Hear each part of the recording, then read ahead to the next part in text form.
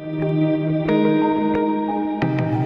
to the Father, and to the Son, and to the Holy Spirit, now and ever, and unto ages of ages. Amen. Lord have mercy, Lord have mercy, Lord have mercy. By the Trinity, one in essence, and undivided.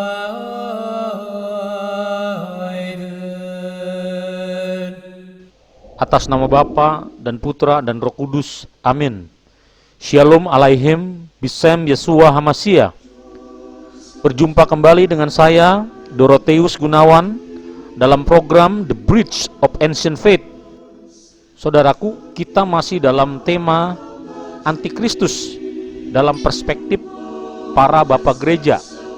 Kita telah memasuki bagian yang ketiga. Pada bagian yang ketiga ini, kita akan berbicara tentang nabi palsu dan tanda binatang 666. Saudaraku yang terkasih, Antikristus di dalam prakteknya untuk mempengaruhi umat manusia agar mereka mengikutinya dan menyembahnya, ini akan dibantu oleh seorang asisten, yaitu seorang nabi palsu.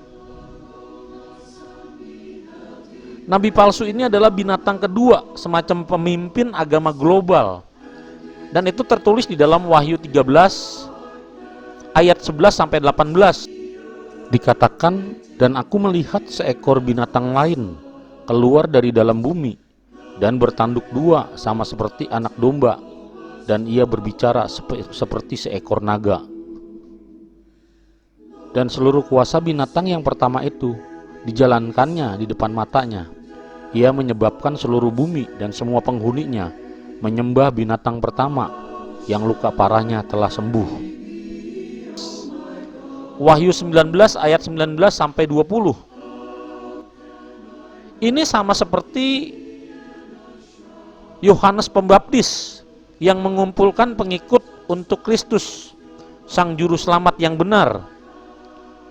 Nabi palsu ini di akhir dunia ini juga akan mencontoh atau mengikuti pola yang sama. Dia akan membawa pengikut untuk Antikristus. Dan sama seperti para rasul memateraikan orang-orang Kristen baru dengan materai karunia Roh Kudus. Di dalam 1 Yohanes 2 ayat 27, di mana seseorang dimateraikan atau ditandai saat pembaptisan melalui krisma, sakramen krisma, yang menandai seseorang adalah menjadi milik Tuhan. Itu merupakan materai daripada Roh Kudus. Nah, demikian juga nabi palsu akan berusaha secara resmi menandai seluruh orang, seluruh umat manusia yang menerimanya dengan nama Antikristus atau tanda 66 yang misterius. Dan itu akan dilakukan di tangan atau di dahi. Ini sama dengan sakramen krisma yang dilakukan di dalam gereja saat orang-orang menjadi Kristen dan dibaptiskan. Ini membuktikan bahwa iblis mencontoh gereja Tuhan yang benar. Dia menduplikasi atau memalsukan krisma atau sakramen krisma ini dengan membuat tanda 66 di dahi dan di tangan seseorang yang menjadi pengikutnya. Saudaraku, kami orang Kristen Ortodoks memandangnya sebagai bentuk penyangkalan yang serius terhadap Kristus. Kita tidak boleh menerima itu. Menerima itu akan menjadi sebuah penolakan terhadap krisma kudus atau sakramen krisma yang merupakan materai dari Roh Kudus, dan penolakan terhadap Allah itu sendiri.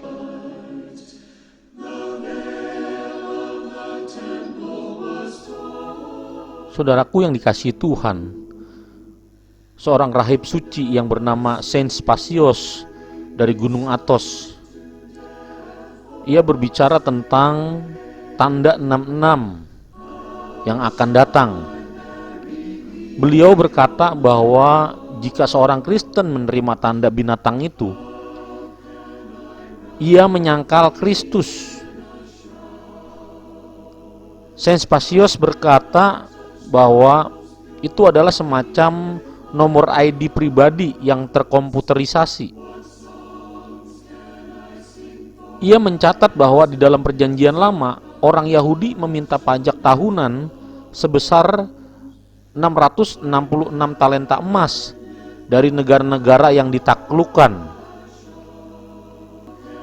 Jadi Saint Spasius berkata bahwa hari ini untuk menaklukkan seluruh dunia, mereka sekali lagi akan memperkenalkan nomor pajak lama yang terkait dengan masa lalu mereka. Artinya, bilangan 666 ini adalah bilangan Mamon. Mereka dikatakan sudah lama mencantumkan nomor itu di setiap kartu kredit. Akibatnya, dia yang tidak ditandai dengan angka 66 tidak akan bisa membeli, menjual, mendapatkan pinjaman, atau mendapatkan pekerjaan sekalipun.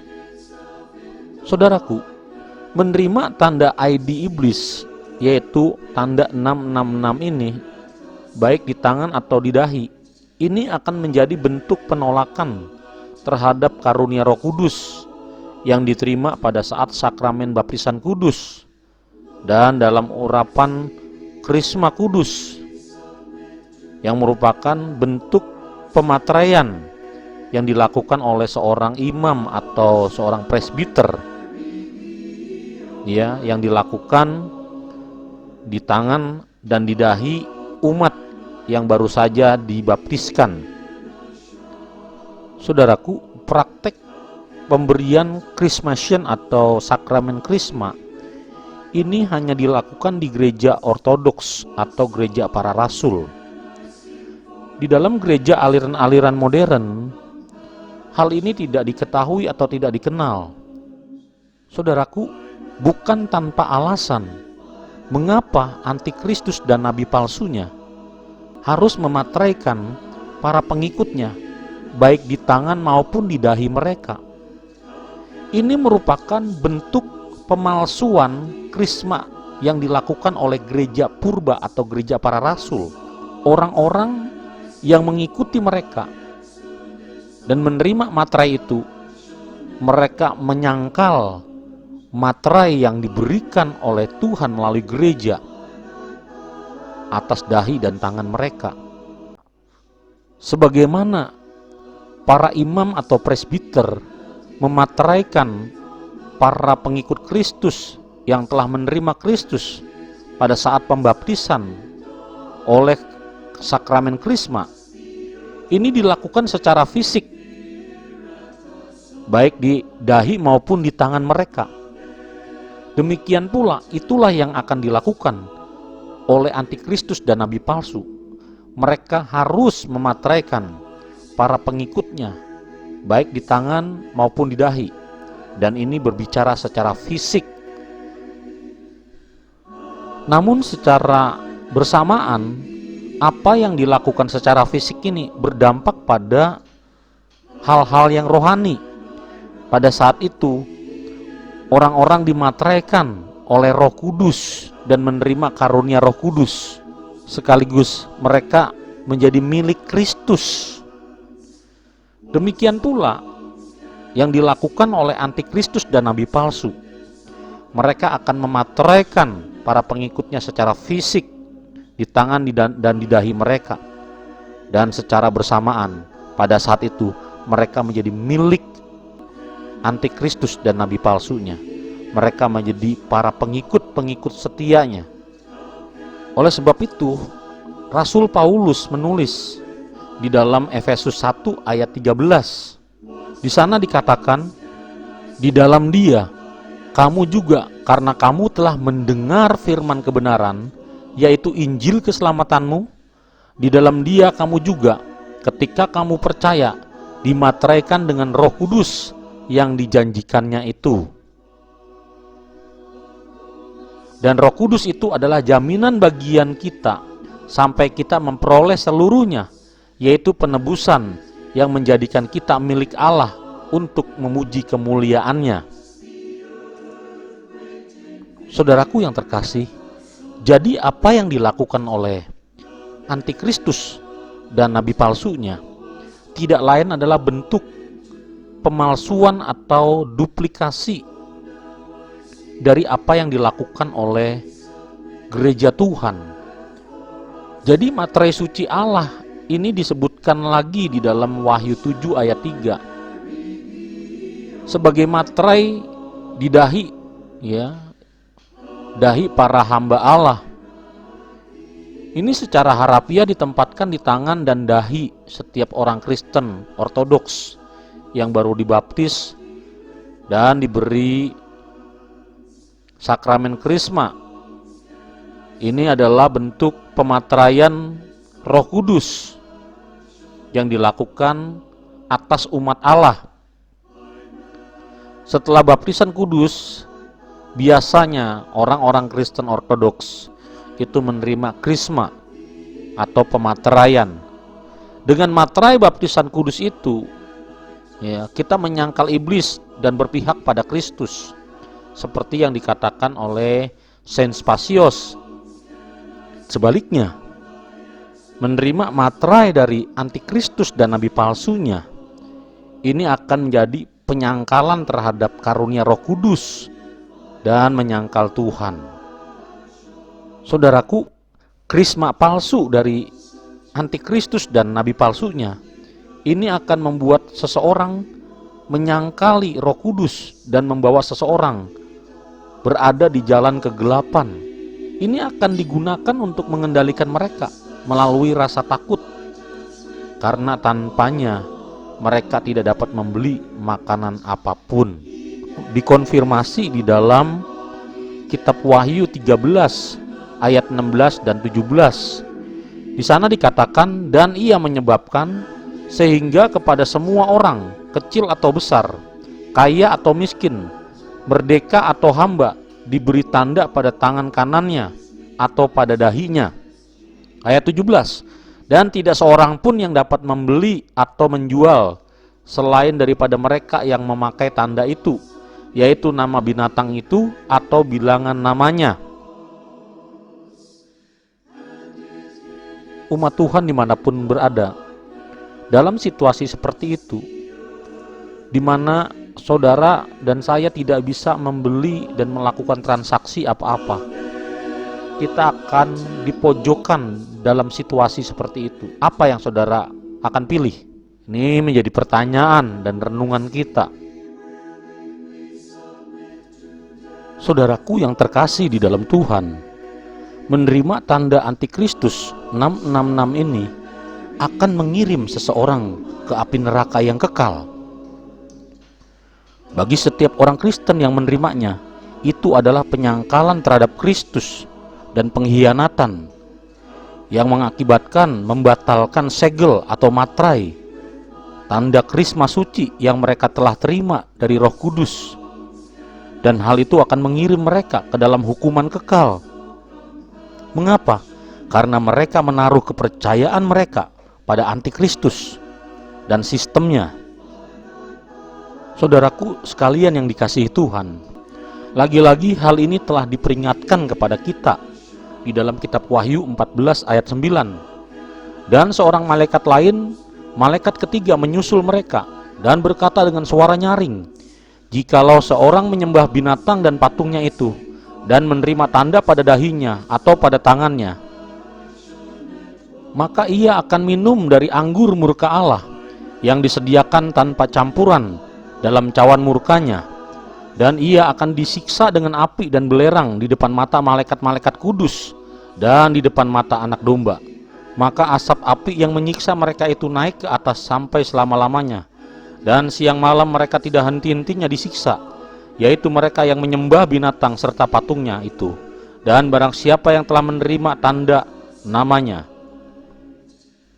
Saudaraku, nabi palsu akan mencoba memaksa seluruh umat manusia untuk menerima krisma antikristus, yaitu tanda binatang itu, dengan cara mengatur seluruh kehidupan manusia, sehingga dalam ekonomi satu dunia, dalam pemerintahan global yang baru, tidak ada yang bisa membeli atau menjual tanpa tanda itu atau materai itu. Mereka yang tidak mengambil akan menghadapi bencana ekonomi, kelaparan, dan krisis. Saudaraku, Saint Andreas dari Kaisarea yang wafat tahun 637 Masehi, yang selama berabad-abad telah menjadi otoritas ortodoks dalam penafsiran kitab Wahyu. Ia berbicara tentang hal ini dalam Commentary on the Apocalypse yang terkenal. Dia menulis tentang tanda binatang antikristus ini. Saint Andreas dari Kaisarea ini mengatakan bahwa antikristus akan berusaha menempatkan di atas semua orang nama dari si perusak, ya, atas orang-orang murtad dan penipu di tangan kanan mereka untuk menyangkali perbuatan yang benar dan baik, dan juga di dahi mereka supaya ia berkuasa atas orang-orang yang tertipu ini. Tetapi itu tidak akan diterima oleh mereka yang dimateraikan di wajah mereka dengan cahaya ilahi. Hal ini dikonfirmasi di dalam Wahyu 7 ayat 3 dan 4. Lebih lanjut ia mengatakan, dan materai binatang itu akan disebar kemana-mana dalam jual beli, sehingga mereka yang tidak dapat menerimanya akan menderita kematian yang kejam karena kelaparan dan tidak adanya pemenuhan kebutuhan.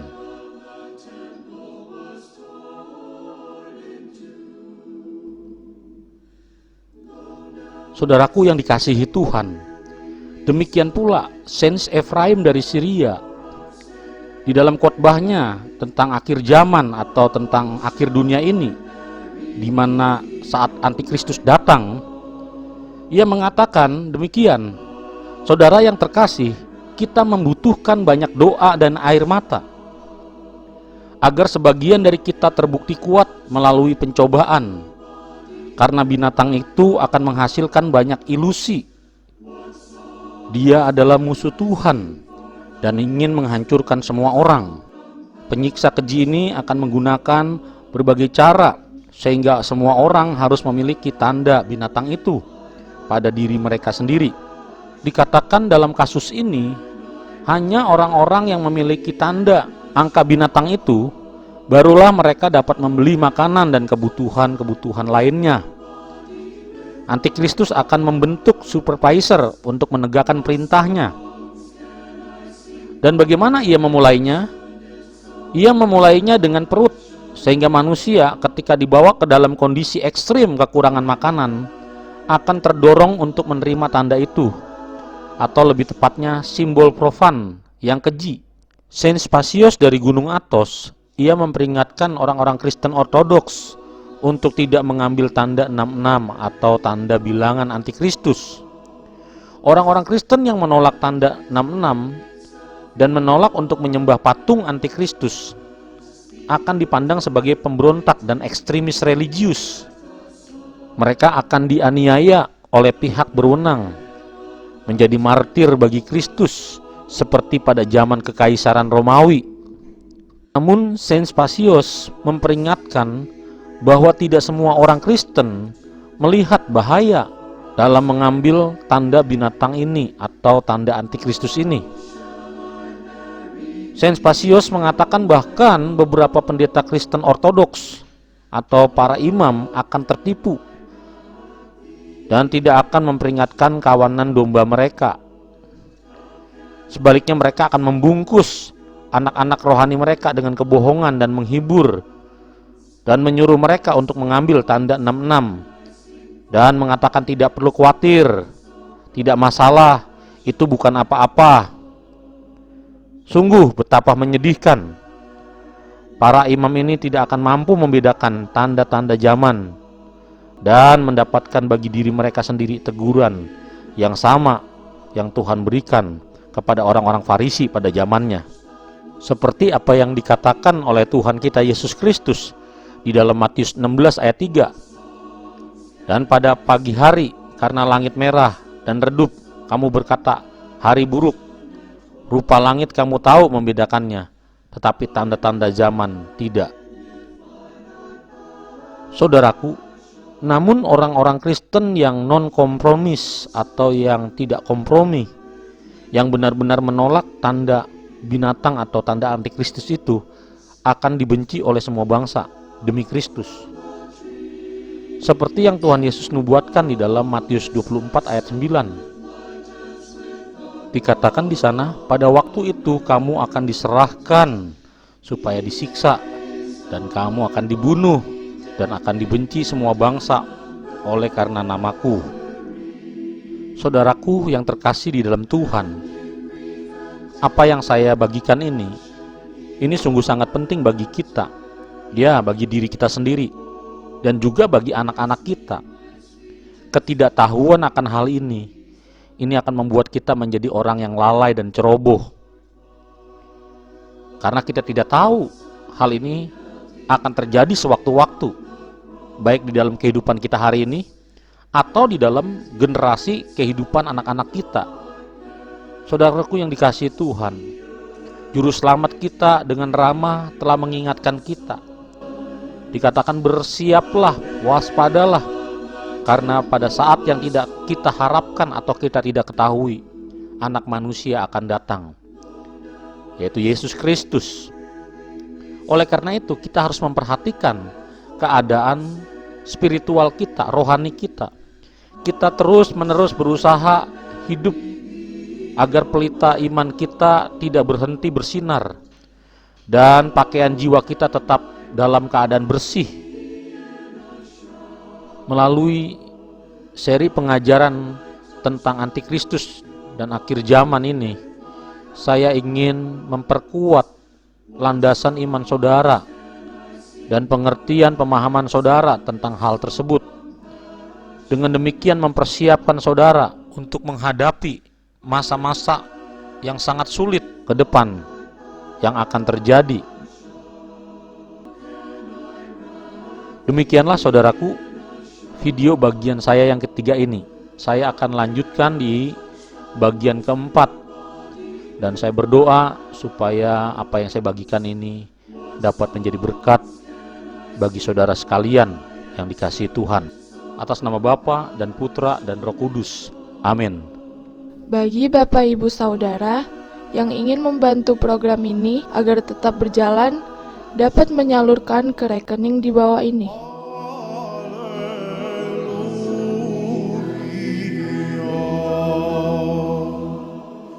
Blessed are all who take refuge in Him. Alleluia, Alleluia, Alleluia.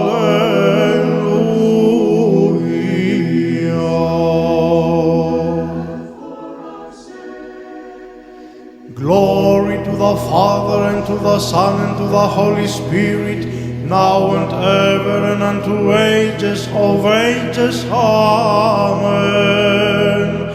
Alleluia, Alleluia, Alleluia, glory to Thee, O God. Alleluia, Alleluia, Alleluia, glory to Thee, O God. Alleluia, Alleluia, Alleluia, glory